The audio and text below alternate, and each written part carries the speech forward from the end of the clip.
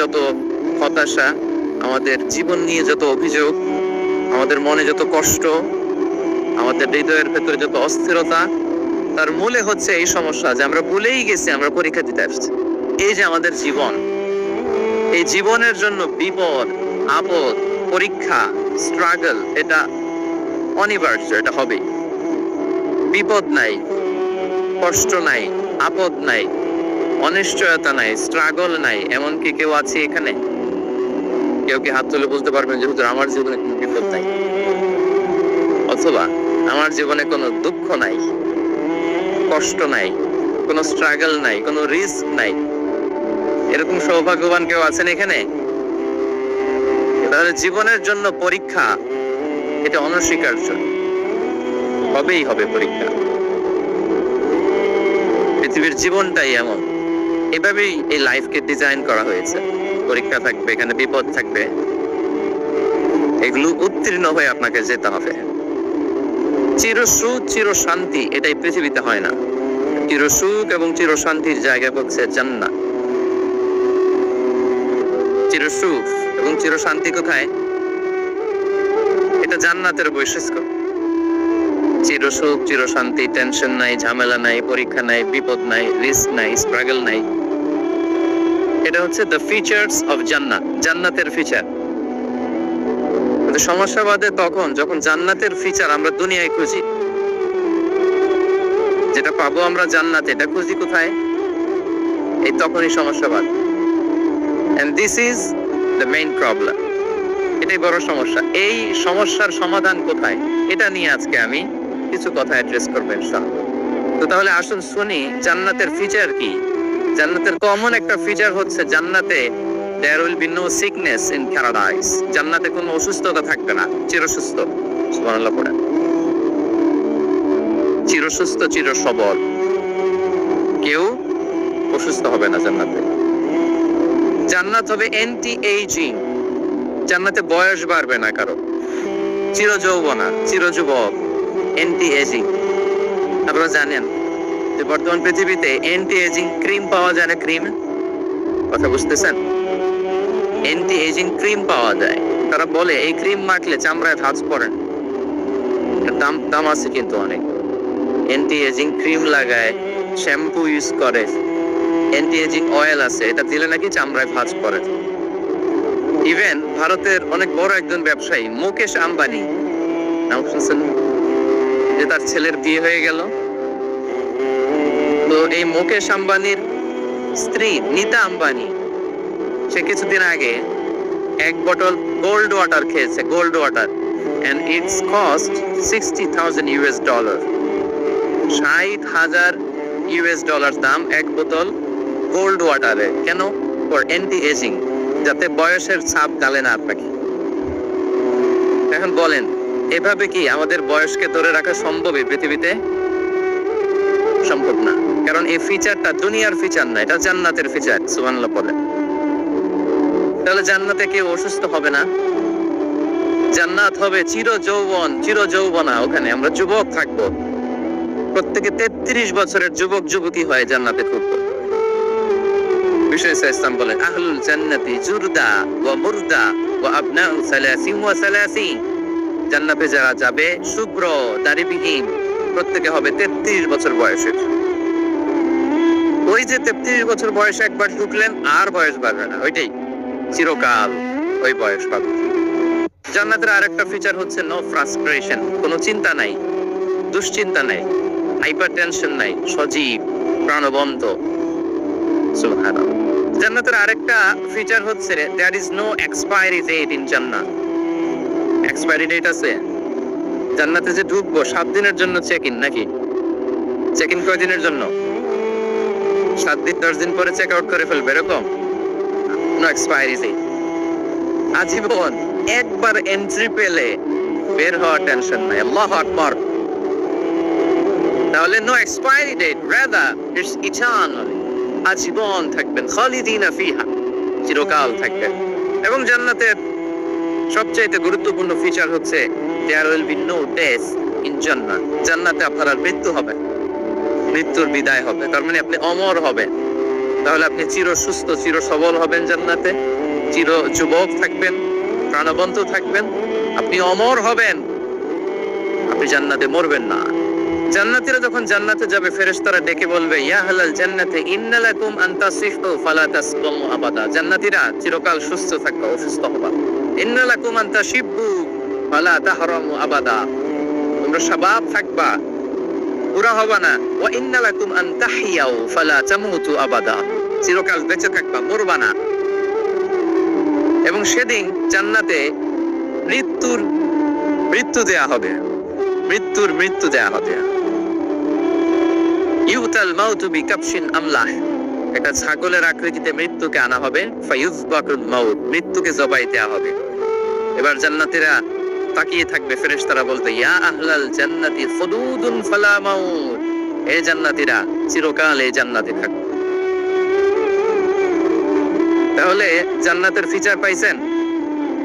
এখন কোন বোকা যদি এই ফিচার দুনিয়ায় খোঁজে, পাবে না। কারণ দুনিয়ার ফিচার আলাদা। দুনিয়ার ফিচার কি? এই দুনিয়াতে বিপদ আসবে, কষ্ট আছে, দুনিয়াতে হতাশা আছে, ভয় আছে, অসুস্থতা আছে, বার্ধক্য আছে, এবং এই দুনিয়ার একটা এক্সপায়ারি ডেট আছে না? দ্য ডে ইউ ডাই, যেদিন আপনি মারা যাবেন, এটা আপনার এক্সপায়ারি ডেট। চলে যেতে হবে। এই পৃথিবীতে মৃত্যু অস্তিত্ব আছে। সবকিছু থমকে দিয়ে, আপনাকে চমকে দিয়ে মৃত্যু চলে আসবে, ঠিক কিনা বলেন? তাহলে এগুলো হচ্ছে দুনিয়ার ফিচার। এই দুনিয়াতে বিপদ, আপদ, কষ্ট, ঝুঁকি, স্ট্রাগল, পার্থক্য, অসুস্থতা, এগুলো নিয়ে আমাদেরকে টিকে থাকতে হয়। এটা দুনিয়ার ফিচার, মিলাই ফেললে হবে না। জান্নাতের ফিচার একটা, দুনিয়ার ফিচার আরেকটা।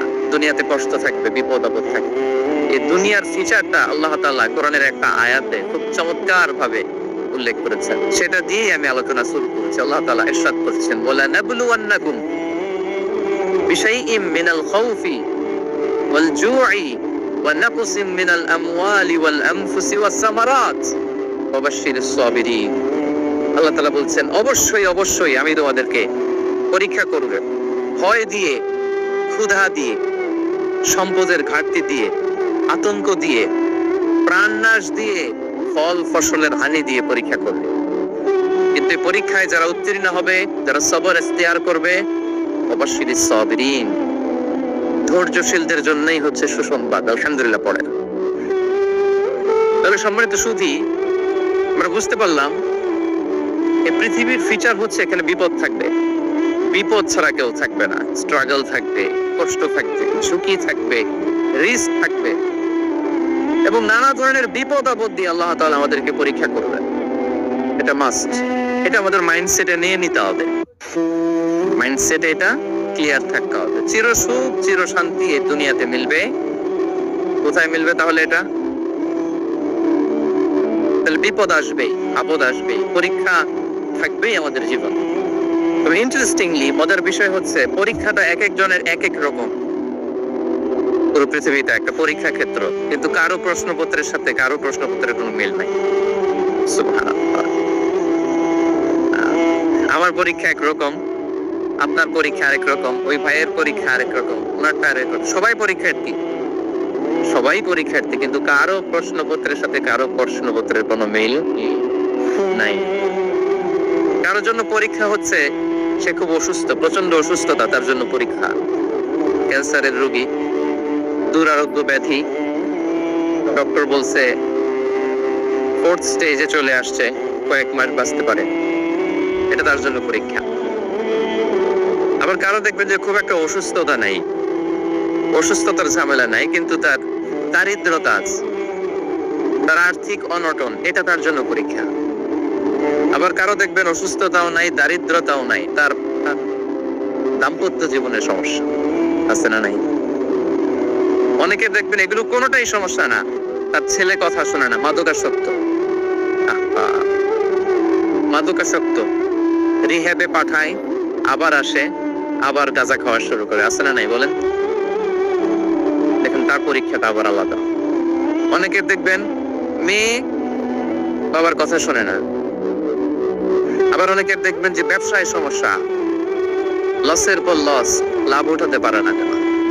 তাহলে পরীক্ষা ছাড়া, বিপদ আপদ ছাড়া দুনিয়াতে কেউ নাই, কেউ নাই প্রিয় ভাইরা। এটা আমাদের মাথায় রাখতে হবে। পরীক্ষা আপনাকে দিতেই হবে, পরীক্ষা দিয়ে দিয়ে নিজেকে প্রমাণ করতে হবে। আর এক একজনের পরীক্ষাটা এক এক রকম, কারো পরীক্ষার সাথে কারো পরীক্ষার কোনো মিল থাকবে না। তো মাঝে মাঝে আমরা এটা ভুলে যাই। আল্লাহ তাআলা কালামে পাকে রিমাইন্ডার দিয়ে আমাদেরকে স্মরণ করিয়ে দিতে চান যে এই পৃথিবীতে আসলে তোমরা এসেছো পরীক্ষা দিতে। এটাই জীবনের বড় বাস্তবতা। আমাদের জীবনে যত হতাশা, আমাদের জীবন নিয়ে যত অভিযোগ, আমাদের মনে যত কষ্ট, আমাদের হৃদয়ের ভেতরে যত অস্থিরতা, তার মূলে হচ্ছে এই সমস্যা যে আমরা ভুলেই গেছি আমরা পরীক্ষা দিতে আসছি। এটা যদি ভুলে না যান, এটা যদি আপনার মাইন্ডসেটে থাকে যে পুরো জীবনটা একটা পরীক্ষা, তাহলে দেখবেন কোনো কিছু আপনাকে কাবু করতে পারবে না। আপনি হতাশ হবেন, জীবন নিয়ে আর অভিযোগ থাকবেন, আপনি ভেঙে পড়বেন না, সব অভিযোগ হতাশা দূর হয়ে যাবে।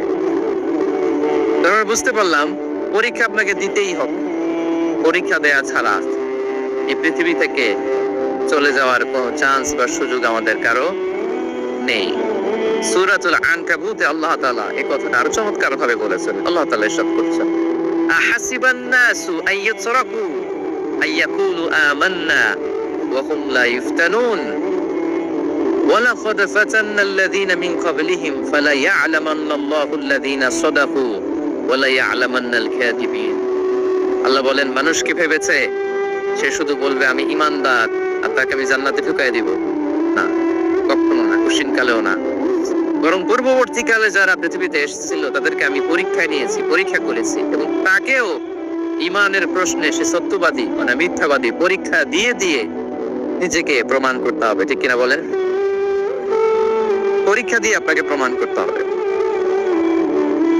এবং এই পরীক্ষার ব্যাপারটা, এটা যে শুধু আমরা সাধারণ মানুষ আমাদের জীবনে দুঃখ বিপদ পরীক্ষা এমন না। এই পৃথিবীর সবচেয়ে শ্রেষ্ঠ মানুষ যারা ছিলেন তাদেরকে আল্লাহ পরীক্ষা নিয়েছেন। বলেন তো পৃথিবীতে সবচাইতে শ্রেষ্ঠতম মানুষ কারা? সবচাইতে শ্রেষ্ঠ ভালো মানুষ কারা ছিল পৃথিবীতে? বলেন তো নবীরা। আওয়াজ করে বলেন তো কারা? বলেন তো নবীদের জীবনে পরীক্ষা ছিল কি ছিল না? হ্যাঁ ছিল। বেশি না কম? বিশ্ব ইসলামকে জিজ্ঞাসা করা হলো, আইয়ুন নাসি আশাদ্দু বালাআন ইয়া রাসূলুল্লাহ, হে আল্লাহর রাসূল এই পৃথিবীতে কাদের জীবনে পরীক্ষা বেশি? বিশ্ব ইসলাম বললেন, আল আম্বিয়া, নবীদের জীবন। আল আম্বিয়া সুম্মাল আমসাল ফাল আমসাল,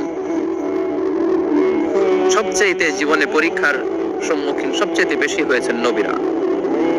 তারপরে নবীদের পরবর্তী অবস্থান যাতে সিদ্দিকিন যারা, শুহাদা যারা, সালিহিন যারা, আল্লাহওয়ালা যারা, কাদের জীবনে পরীক্ষা বেশি?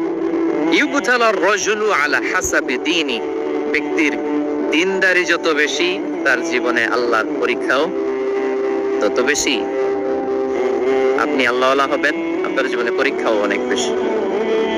এজন্য ইমানদার হওয়া যেমনি মর্যাদার, ইমানদারের জীবনে পরীক্ষাও হবে অনেক বেশি। এবং পরীক্ষা যত বড়, খেয়াল রাখতে হবে, মন খারাপ করার কোনো সুযোগ নেই। পরীক্ষা যার জীবনে যত বড়, সেটাতে সফল হতে পারলে ওটার প্রতিদানও বড় দেব। পরীক্ষা যত বড়, এটাতে সাকসেস হতে পারলে এটার রিওয়ার্ডও তত বড়। বিষ্ণু ইসলাম বলেন, ইদামুল জাযাই মা ইদামিল বালা, বালা যত বড় জাযাও তত বড়, প্রতিদানও তত বড়। নবীদের জীবনে যদি খেয়াল করেন দেখবেন, যেই নবীর জীবনে পরীক্ষা যত বেশি সেই নবীর জীবনে সফলতাও তত বেশি। সাইয়েদানা ইব্রাহিম আলাইহিস সালামের কথাটা একটু খেয়াল করেন তো, বলেন তো ওনার জীবনে পরীক্ষা কেমন ছিল, বেশি না কম? ওনার জীবনের পরীক্ষা থেকেই তো আমরা এই শব্দটা ব্যবহার করি, আমরা বলি অগ্নি পরীক্ষা। কি বলি? মানে আগুনে নিক্ষেপ করা হয়েছে সাইয়েদানা ইব্রাহিম আলাইহিস সালামকে। তাও স্বাভাবিক ভাবে না, উলঙ্গ করে, নেকেড করে ওনাকে অপমানিত করবার জন্য ওনার গায়ের জামা কাপড় খুলে উলঙ্গ অবস্থায় আল্লাহর খলিল সাইয়েদানা ইব্রাহিম আলাইহিস সালামকে অগ্নিকুণ্ডে নিক্ষেপ করা হয়েছে। এরকম এক্সপেরিয়েন্স এই অডিটোরিয়ামের ভেতরে আমাদের কখনো হয়েছে? তাহলে সাধারণ মানুষের জীবনের পরীক্ষা আর নবীদের জীবনের পরীক্ষার মধ্যে পার্থক্য আছে না নাই? ওই পরীক্ষায় উনি পাস, পাশ করে ফেললেন। 86 বছর পর্যন্ত আল্লাহর কাছে দোয়া করলেন, আল্লাহ আমাকে একটা নেককার সন্তান দাও। আল্লাহ সন্তান দেয় না। 86 বছর পরে আল্লাহ তাআলা সাইয়েদনা ইব্রাহিম আলাইহিস সালাম এবং হাজারের ঘরকে উজালা করে সন্তান দিলেন। সাইয়েদনা ইসমাঈল আলাইহিস সালাম পৃথিবীতে আসলেন কত বছর বয়সে? 86 বছর বয়সের এখানে কেউ আছেন? হ্যাঁ, আছি আমরা কেউ? নাই। 86 বছর বয়সে প্রথম সন্তান পেয়েছে। তাদের ঘরকে উজালা করে আল্লাহর নবী সাইয়েদনা ইসমাঈল আলাইহিস সালাম আসলেন। এবার আল্লাহ বললেন, যাও স্ত্রীকে আর এই কলিজার টুকরা সন্তানকে থাকো তো প্যালেস্টাইনে, প্যালেস্টাইন থেকে ১,৫০০ কিলোমিটার দূর দ্য ব্যারেন ল্যান্ড, ওই মক্কার ধুধু মরু প্রান্তরে রেখে আস, যেখানে কেউ নাই, মানুষ নাই, গাছ নাই, পাখি নাই, পানি নাই, যাও রেখে আস। আচ্ছা বলেন তো, ৮৬ বছর পরে যে লোকটা সন্তান পেল, পজিশন উত্তর দিয়ে, ৮৬ বছর পরে যে লোকটাকে আল্লাহ তাআলা সন্তান দিল, তার হৃদয়ে ওই সন্তানের জন্য মায়া বেশি না কম? এমনি তো আমাদের প্রথম সন্তানের হিস্ট্রিটা একটু খেয়াল করেন তো। প্রথম আমাদের যে মেয়ে হয়েছিল বা যাদের ছেলে হয়েছিল, তার প্রতি আদর, সোহাগ, দরদ, ভালোবাসা, আল্লাহ কত ছিল। ৮৬ বছর বয়স আল্লাহ তাআলা ওনাকে সন্তান দিলেন, দিয়ে বললেন যাও হাজারকে আর ইসমাঈলকে মক্কার ধুধু মরু প্রান্তরে রেখে আস। আল্লাহ তাআলা বলতে দেরি, চলে যেতে দেরি নাই, মুহূর্তে রওনা হয়ে গেল। সুবহানাল্লাহ বলবেন না? রেখে আসলেন মক্কার ধুধু মরু প্রান্তরে। এবার আল্লাহ বললেন, যাও রিটার্ন ব্যাক টু প্যালেস্টাইন, প্যালেস্টাইনে চলে যাও। চলে গেলেন, হৃদয়টা ভেঙে খান খান। অনেক বছর পরে আল্লাহ তাআলা আবার অনুমতি দিলেন, যাও এবার ছেলেকে রেখে আসতে পারো, যাও প্যালেস্টাইন থেকে আবার মক্কায় যাও। সাইয়েদনা ইব্রাহিম আলাইহিস সালাম প্যালেস্টাইন থেকে আবার ১,৫০০ কিলোমিটার পথ পাড়ি দিয়ে, এখনকার মতো ফ্লাইটে যায় না, গাড়িতেও না, উটে কিসে করে। উনি যে কতবার মক্কা থেকে ফিলিস্তিন এসেছেন আর গিয়েছেন, মুখিয়তা নেই। গেলেন, এবার ছেলেটা হাসতে পারে, দৌড়াতে পারে, একটু একটু কথা বলতে পারে, আব্বু আব্বু ডাকতে পারে। কেমন মায়া লাগে বলেন তো? মায়া ভালোবাসায় যখন টইটম্বুর, ঠিক ওই মুহূর্তে আল্লাহ বলেন ছেলেকে জবাই করো, জবাই করো ছেলে। আল্লাহ তাআলা বলতে দেরি করেছেন, আল্লাহর আদেশ পালনে ১ সেকেন্ডও তিনি দেরি করেন নাই। ছুরি চালালেন, জান্নাত থেকে দুম্বা নিয়ে আসা হয়। এভাবে আল্লাহর নবী ইব্রাহিম আলাইহিস সালাম ওনার জীবনের প্রতিটি ক্ষেত্রে যেখানে আল্লাহ তাআলা ওনাকে পরীক্ষা নিয়েছেন, উত্তীর্ণ হয়েছেন। এবং দেখেন ওনাকে আল্লাহ তাআলা কি উপহার দিলেন, আল্লাহ তাআলা ওনাকে খলিলুল্লাহ উপাধি দিলেন, আল্লাহর বন্ধু। সুবহানাল্লাহ বলেন। আল্লাহ তাআলা বলছেন, ওয়া ইযি বিতালা ইব্রাহিম রাব্বুহু বিকালিমাতিন ফাআতাম্মাহুন ক্বালা ইন্নী জাইলুকা লিন-নাসি ইমামা। আল্লাহ অনেকগুলো পরীক্ষা নিয়েছিলেন সাইয়েদনা ইব্রাহিম আলাইহিস সালাম, প্রতিটা পরীক্ষায় সাকসেসফুলি পাস করেছেন, গোল্ডেন এ প্লাস। আল্লাহ বলেন, ইন্নী জাইলুকা লিন-নাসি ইমামা, I'm gonna make you the leader for the entire human being. I'm gonna appoint you as a leader for the entire universe. গোটা বিশ্বের জন্য, গোটা মানবতার জন্য আমি তোমাকে লিডার বানিয়ে দিলাম। ইযামুল জাযাই মা ইযামিল বালা। পরীক্ষা যত বড়, ওই পরীক্ষায় পাস করলে ওইটা ফলাফল প্রতিদানও বড়। তাহলে দেখেন প্রিয় ভাইয়েরা, সাইয়েদনা ইব্রাহিম আলাইহিস সালামের জীবনে পরীক্ষার কোনো শেষ ছিল না। আমি আপনি কোথায়? আল্লাহর খলিলের জীবনে যদি এত পরীক্ষা থাকতে পারে, আমি আপনি কোথায় বলেন তো? এবার বলেন, সাইয়েদনা মূসা আলাইহিস সালাম, ওনার জীবনে তো কোনো পরীক্ষা ছিল না। গুণে শেষ করতে পারবেন? জন্মটাই তো হয়েছে পরীক্ষার মধ্য দিয়ে। মিশরের ছেলে সন্তান হইলে ফেরাউন বলছে জবাই করো। ওনার মা এরকম সিন্ধুকে করে ভাসায় দিলেন নীল নদীতে। আল্লাহু আকবার! কি একটা রোমাঞ্চকর পরিস্থিতির মধ্য দিয়ে আল্লাহ তাআলা ওনাকে বাঁচালেন। জন্মই হয়েছে পরীক্ষা। বড় হইলেন, ফেরাউনের ভয়ে দেশ ত্যাগ করলেন, মিশর থেকে মাদিয়ান। আবার আল্লাহর আদেশে যখন ফিরে আসলেন, আবার ফেরাউনের সাথে তর্ক বিতর্ক, যুদ্ধ। একটা রাত আল্লাহ নবী মূসা আলাইহিস সালাম শান্তি মতো মিশরে ঘুমাতে পারেননি। একটা রাত শেষ পর্যন্ত এই ফেরাউন মূসা আলাইহিস সালামকে ধাওয়া করেছে। ফেরাউনের ধ্বংসের আগ পর্যন্ত সে মূসা আলাইহিস সালামকে ধাওয়া করেছে। তার মানে মুসা আলাইহিস সালাম এই বিপদ আপদ পরীক্ষা এগুলো থেকে মুক্তি পান নাই। এবার বলেন ঈসা আলাইহিস সালামের কথা, ওনার জীবনে তো পরীক্ষা ছিল না, কি পরীক্ষা ছিল? হ্যাঁ, আল্লাহু আকবার। Same scenario goes to the biography of every messenger in the world. সব নবীর ক্ষেত্রে একই ঘটনা ঘটেছে। সাইয়েদনা ঈসা আলাইহিস সালাম দাওয়াত যখন দিলেন, ওনার বিরোধিতা শুরু হলো, ওনাকে হত্যার ষড়যন্ত্র হলো, ইভেন কি ওনাকে মারার জন্য বনি ইসরায়েলেরা উদ্ধত হলো, জানে বাঁচবার জন্য পালালেন, এক ঘরে ঢুকলেন, চারদিক দিয়ে ঘেরাও করলো, উনি দরজা জানালা লাগাই দিলেন। ওরা বললো একজন দরজা ভেঙে জানালা ভেঙে ভিতরে ঢুকো, ঢুকে দেখো বেটা ঈসা কি করে। একজন ভিতরে ঢুকছে, ঢুকার সাথে সাথে বল রাফাআহুল্লাহু ইলাইহি, আল্লাহ তাআলা ঈসা আলাইহিস সালামকে উপরে উঠায় নেয়। আর যেই লোকটাকে তারা ভিতরে ঢুকালো তার চেহারাকে আল্লাহ তাআলা ঈসা আলাইহিস সালামের চেহারার মতো করে। এবার তার বাইরের সাথীরা বলে ঘটনা কি, বেটা ঈসাও বের হয় না, আমাদের লোকটাও বের হয় না, সবাই ঢুক। দরজা ভেঙে ভেতরে ঢুকে দেখে ঈসা দাঁড়ায় আছে। বলেন তো এটা ঈসা না মিসা? এটা কি আসল ঈসা? ওমা কতালু ওমা সালাবু ওয়ালাকিন শুব্বিহা লাহুম। আল্লাহ বলে তোমরা আমার নবী ঈসাকে হত্যাও করতে পারো নাই, শুলেও চড়াতে পারো নাই, আমি সেফটি সিকিউরিটি দিয়ে আমার নবী ঈসা আলাইহিস সালামকে আকাশে তুলে দিয়েছি। তাহলে ওনার জীবনও পরীক্ষার শেষ ছিল না। এবার যদি আমরা বিশ্বনবী সাল্লাল্লাহু আলাইহি ওয়াসাল্লামের জীবনের দিকে তাকাই, ওনার জীবনটা দেখেন তো, আমাদের প্রিয় নবী বিশ্বনবী মুহাম্মদুর রাসূলুল্লাহ সাল্লাল্লাহু আলাইহি ওয়াসাল্লাম, ওনার জীবনে কি স্ট্রাগল ছিল? স্ট্রাগল মাক্কি জীবনের কথা যদি একটু খেয়াল করেন, দেখেন তো 3 বছর শিয়াবে আবি তালেবে জেল কেটেছেন, না খেয়েছিলেন। ওনার বংশের লোকেরা প্রথমে ছাগল খেয়েছে, ছাগলগুলো যখন শেষ, ছাগলের চামড়াগুলো শুকিয়ে ওইটা খাইছে। গাছের পাতা ছাল এগুলো খেয়ে খাবারের অভাবে বেহুশ হয়ে পড়ে থাকতো কারা। না খেয়ে কয়দিন ছিলেন আপনি? আমি কয়দিন ছিলাম না খেয়ে? মনেই তো পড়ে না, না খেয়েছিলাম কিনা কোনোদিন। এটা হচ্ছে মাক্কি জীবন। মেন্টালি প্রেসার দেয়া হয়েছে। বিশ্বনবীর চাচা আবু লাহাব তার 2 ছেলে উতবা আর উতাইবা, এদের সাথে বিয়ে দিয়েছিলেন 2 মেয়ের। যখন দাওয়াত দেওয়া শুরু করলেন 2 মেয়েকে ডিভোর্স দিয়ে দিল। দেখেন একটা বাবার জন্য প্রাপ্তবয়স্কা মেয়েকে যখন উঠায় নেওয়ার আগে ডিভোর্স দেয়, তার মানসিক অবস্থাটা কেমন থাকে বলে?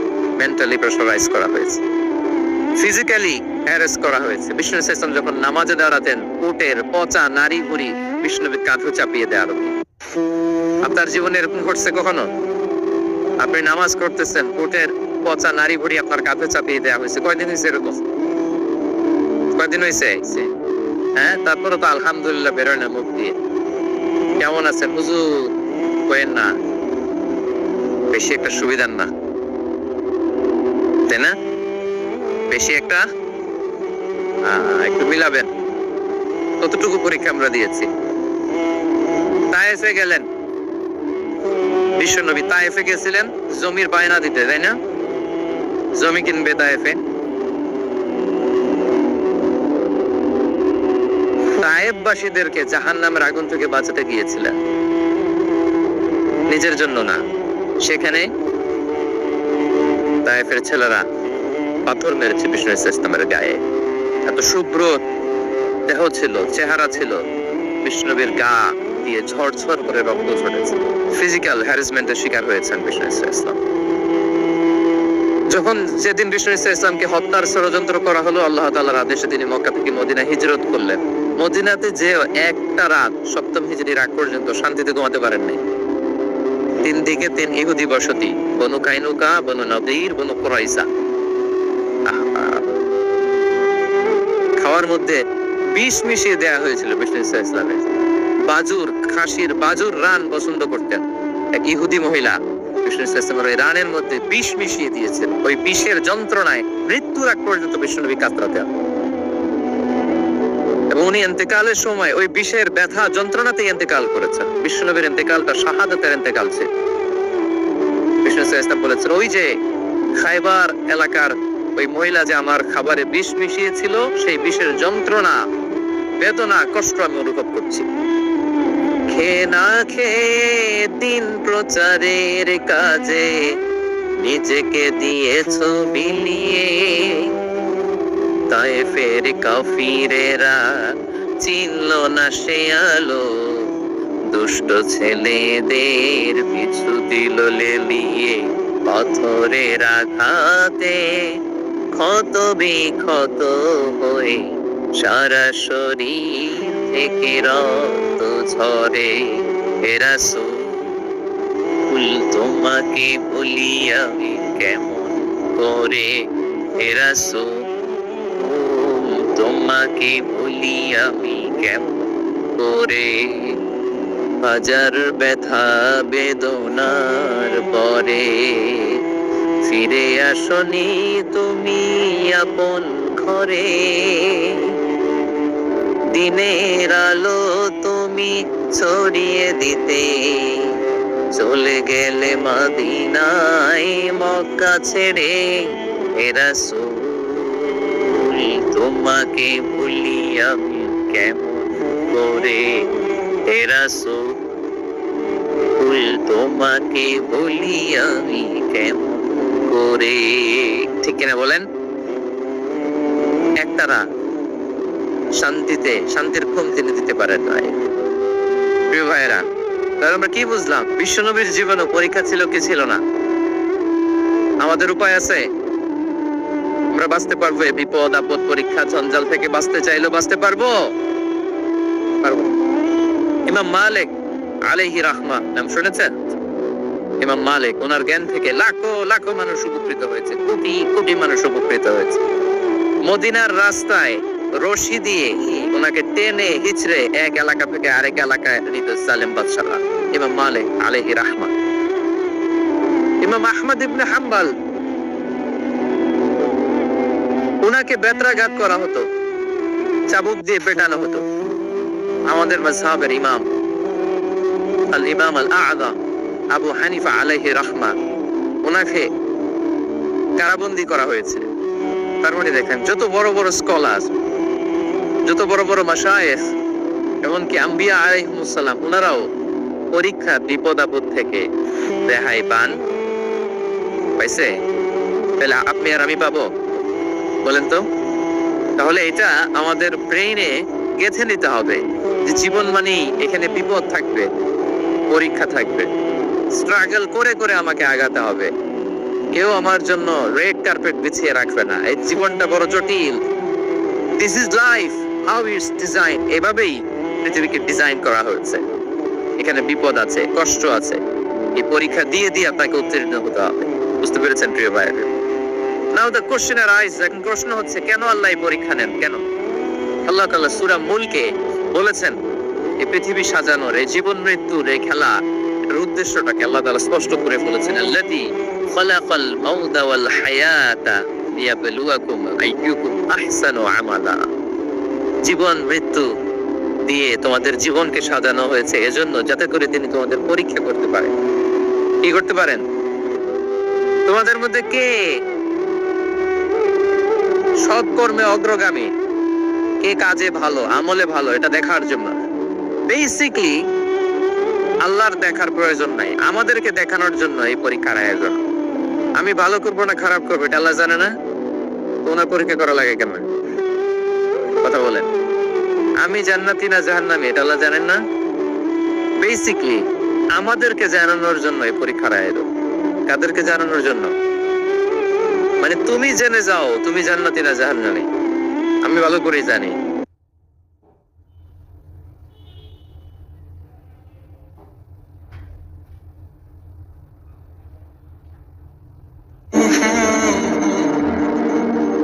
কাদেরকে আল্লাহ তাআলা এই রোজার ব্যাপারে ছাড় দিয়েছেন? কারা চাইলে রোজা ভাঙতে পারবে? এই ফরজ রোজার ব্যাপারে কেউ কেউ আছে তারা ছাড় পায়। তারা কারা? হু আর দে? এটা আমরা আগে একটু শুনি। তাহলে those who are exempted from fasting, যারা এক্সাম্পশন পেয়েছে, ছাড় পেয়েছে, তাদের মধ্যে থেকে প্রথম হচ্ছে শিশুরা, আসিবিয়ান। শিশুদের উপর রোজা ফরজ না, যতক্ষণ না তারা ম্যাচিউরড হয়। শিশুদের উপর কিন্তু রোজা ফরজ না, প্রাপ্তবয়স্ক হওয়ার আগ পর্যন্ত ফরজ। তাই বলে আবার শিশুদেরকে রোজা রাখতে বাদ সাধ দেন না, রাখতে দিবেন। আমার বড় মেয়ের বয়স 8 বছর, সে গতকাল রোজা রেখেছে, সে মহা খুশি। সে কখনো অডিও কল দেয়, কখনো ভিডিও কল দেয়, কখনো ইফতারির ছবি পাঠায়। মানে এটা তাদের মধ্যে কিন্তু একটা অনেক চমৎকার একটা ভালো ইমেজ কাজ করে। তো আপনারা বাধা দিবেন না যদি রাখতে চায়। অনেক বাবা মারা এত সচেতন, এত অতি সচেতন যে ছেলে মেয়েরা রাখতে চায় কিন্তু বাবা মারা দিতে চায় না। 1-2 দিন না খেয়ে থাকলে বাচ্চারা